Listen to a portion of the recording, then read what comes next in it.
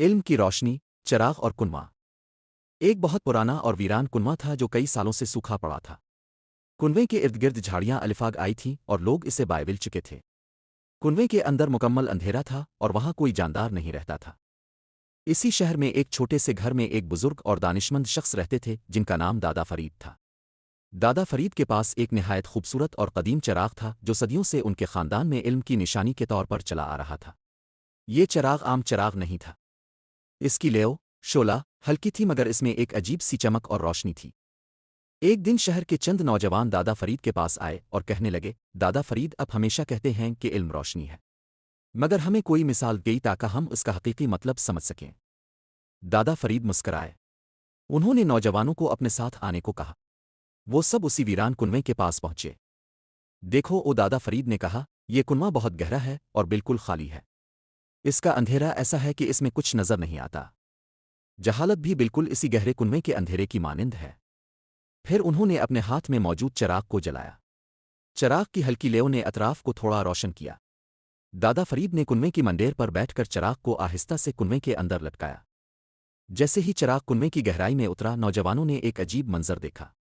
وہ اندھیرا کنواں جو کسی کو نظر نہیں آتا تھا اب چمکنے لگا۔ پہلے تو انہوں نے دیکھا کہ کنویں کی دیواروں پر کتنی مٹی اور کائی جمی ہوئی ہے۔ دوسری بات، انہوں نے دیکھا کہ کنویں کی تہہ میں بہت سے ٹوٹے ہوئے برتن اور پتھر پڑے ہیں۔ اور تیسری سب سے حیرت انگیز بات، انہوں نے دیکھا کہ ایک کونے میں پانی کا ایک چھوٹا سا چشمہ بالکل ڈب کر رکھا ہوا ہے جو شاید جھاڑیوں اور کچرے کی وجہ سے باہر نہیں آ پا رہا تھا۔ نوجوان حیران ہو کر بولے، دادا فرید، یہ تو کمال ہو گیا۔ اس چراغ کی ہلکی سی روشنی نے کنویں کی حقیقی حالت دکھا دی۔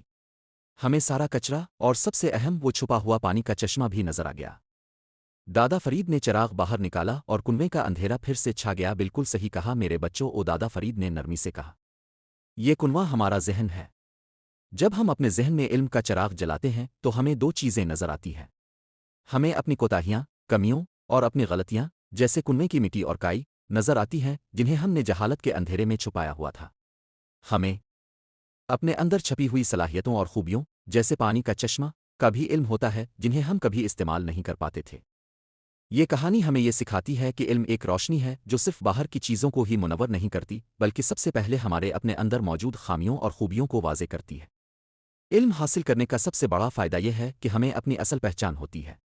یہ ہمیں سکھاتا ہے کہ کون سی چیز غلط ہے اور کون سی صحیح، اور کون سی صلاحیت کو استعمال کر کے ہم اپنی زندگی کو ایک بہتر سمت دے سکتے ہیں۔ علم کے بغیر ہم ایک اندھے کنویں کی طرح ہیں جس کی گہرائی میں کیا ہے ہمیں کبھی معلوم نہیں ہو پائے گا۔